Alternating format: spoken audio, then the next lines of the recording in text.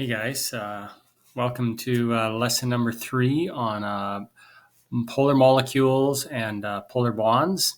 I thought I'd start off today with a little bit of music, and I know there's some copyright issues, so I might just happen to have some music playing in the background while I'm talking. Let's see if you recognize this particular band and song.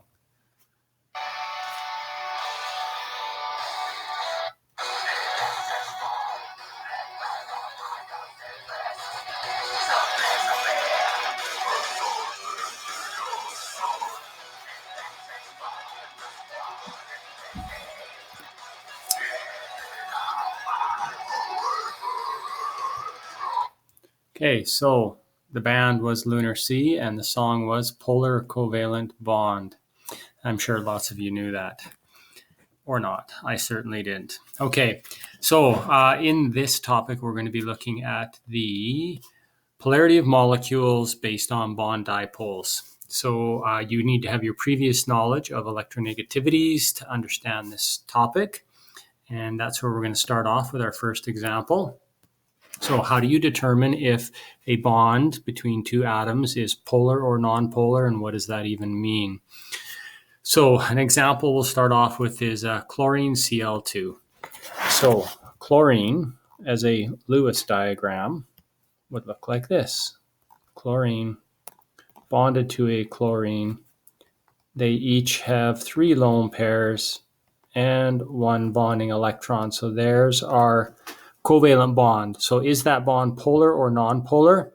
It's as simple as looking up their electronegativities on your periodic table, and chlorine is a very high electronegativity of, looks like 3.3. So that means the pole on the shared pair of electrons. Who's pulling harder? Neither is. They're pulling equally. So that makes a nonpolar bond when you have the electrons being shared equally. Okay, so what's a polar bond look like? So HCl. H has 1 bonding electron. Chlorine has 3 lone pairs and 1 bonding electron. So there's our Lewis diagram showing the bond. I'm going to draw it as a structural diagram. And if you look up the electronegativities, 2.2 and 3.2.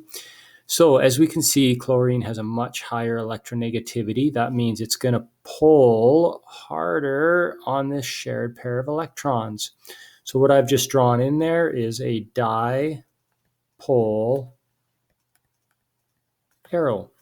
Dipole meaning that it has 2 poles, a north and a south, a left and a right, an up and a down.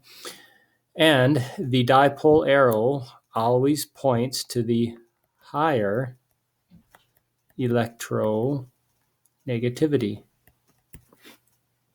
So when you look at a molecule of hydrogen chloride, we can see that it is polar, and its negative pole, or where the pair of electrons is spending most of its time, is around the chlorine. So we can put the polar symbol in, which is like a figure 8 without completing the top, and a minus sign. The hydrogen side is not pulling as hard on this shared pair of electrons, so it's got less of the negative pair, so it becomes a polar positive end of the molecule. So this diagram down here is called a density diagram, and this shows you where the electrons spend their time in a hydrogen chloride molecule, with most of the electron pair spending their time in this half, creating that negative polar end as compared to the positive polar end of the hydrogen with its lower electronegativity. Oh, and then to put that into words, polar bonds are due to an unequal sharing of electrons, which is due to a differing electronegativity.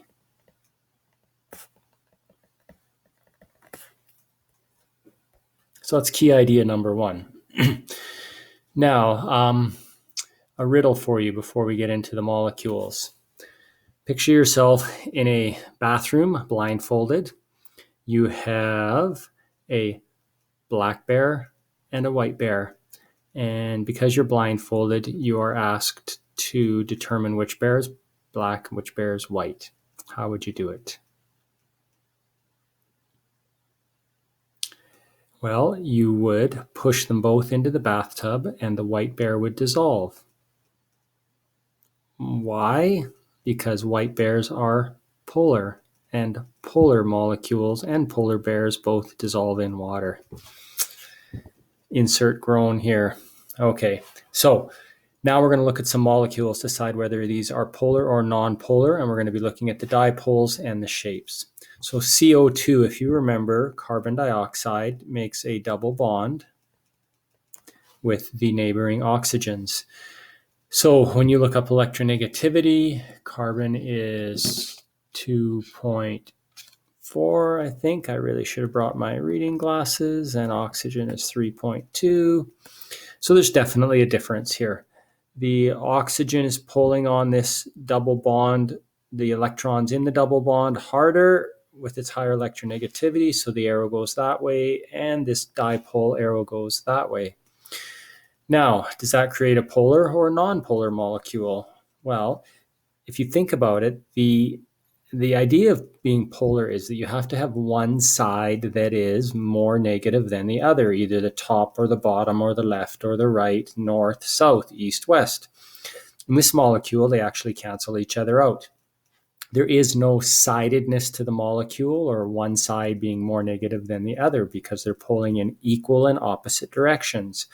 You can add vector arrows together, and the rule is you draw one arrow and then you take your second arrow and you start at the end of the first and then add it. And in this case, you would go back to the start.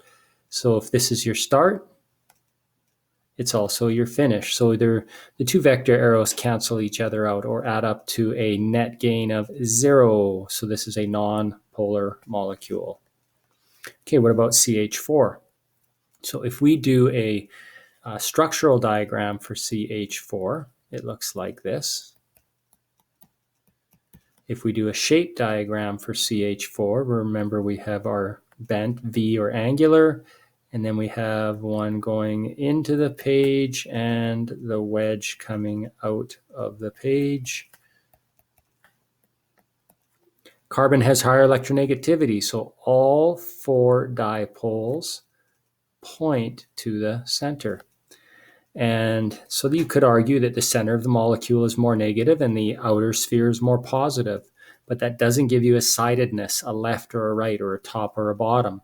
They all add to the same central point, so with no sidedness, I don't know if that's a word, you get no polarity.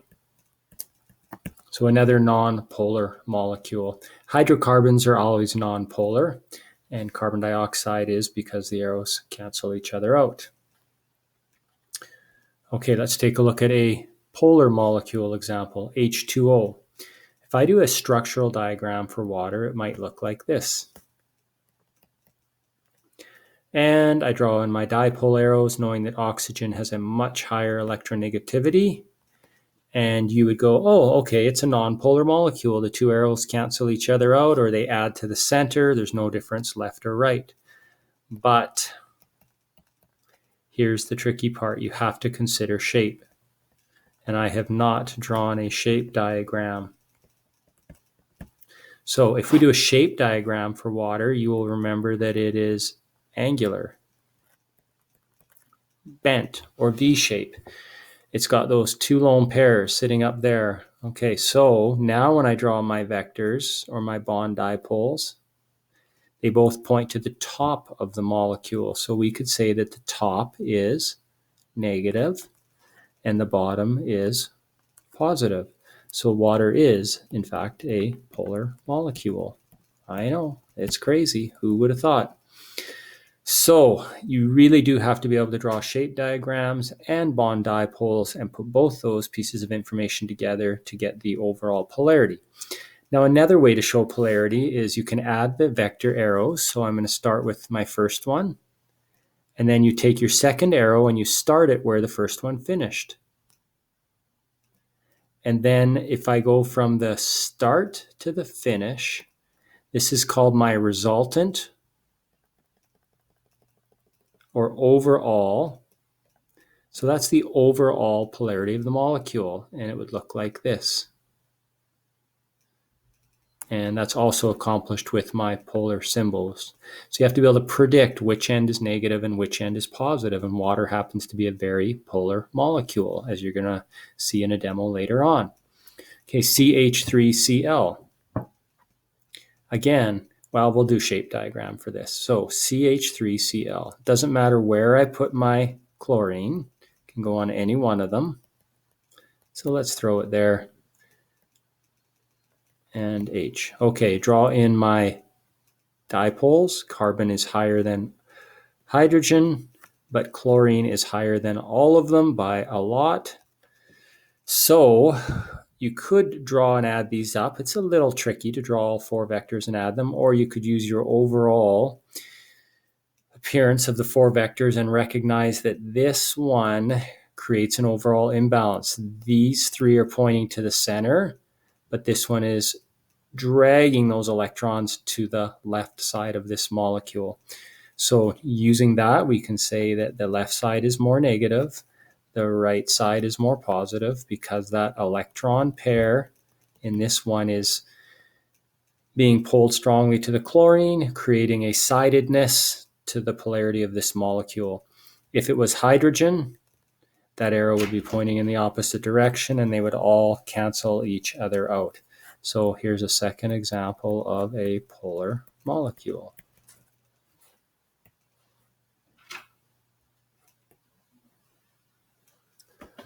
Okay, so what we're going to do now is I am going to take you guys to an app, a FET, called Molecular Polarity, and I've got the website down here.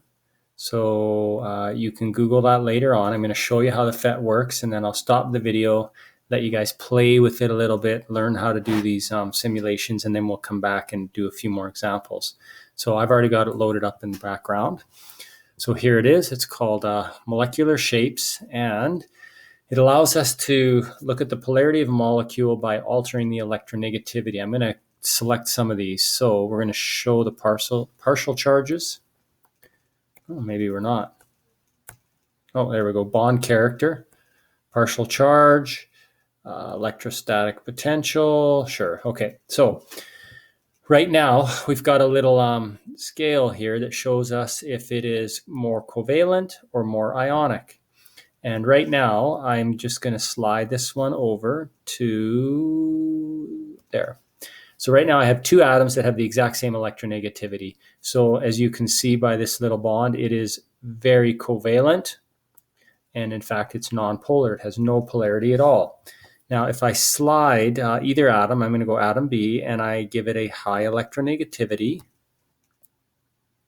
you can see that it is becoming more like an ionic bond, more imbalanced. And here's our little symbol. Okay, on this side it is a negative pole, and this side is a positive pole. Higher electronegativity on B. Okay, if I lower the electronegativity on B, then it flips, and this now becomes our polar side of the molecule that's negatively pole, and this is our positive pole on this molecule. Okay, and what else? We're going to jump to 3 molecules. So down at the bottom of the screen here is our 3 molecule button. Okay, so here's where shape comes into play. So we've got atom B in the center. It has high electronegativity, and atoms A and C on the outsides are less. Because this is a linear molecule, it is nonpolar. The dipoles cancel each other out, and you can see that both of these arrows are pointing to the center. So the center is slightly negative and the outsides are positive, but there's no left or right. So this would be considered a nonpolar molecule because it's 2-dimensionally flat. Now, if I were to make it a V shape, now you can see this golden arrow is the addition of these 2 vectors. So it's adding these 2 vectors together and showing us that this is the polarity of the molecule with this end being negative and this end being positive. And a way to demonstrate that is to put this thing in an electric field where it will, if it's polar, it will spin and match the electric fields. And so there we go. And if I try and rotate it, it keeps adjusting to get the negative pole towards the positive plate and the positive pole towards the negative plate. If I straighten this one back out, then it just kind of floats because it's nonpolar and it doesn't really know what to do in an electric field. It's just drifting around as a somewhat nonpolar molecule. And if we go back to changing the shape, now it's very polar. And I'm not sure why it won't. Oh, there we go. And you can see if I make the electronegativity different and make C very electronegative and maybe A very electronegative, now I've switched the polarity. And this is now the negative pole of the molecule because of the high electronegativity of A and C. Both these arrows are pointing in the same direction. So you can see why you need to consider shape as well as bond dipoles. So I'm going to stop the video here. I want you guys to go and pull this FET up and play with this simulation a little bit so you're comfortable with it, and then we'll go on to part 2.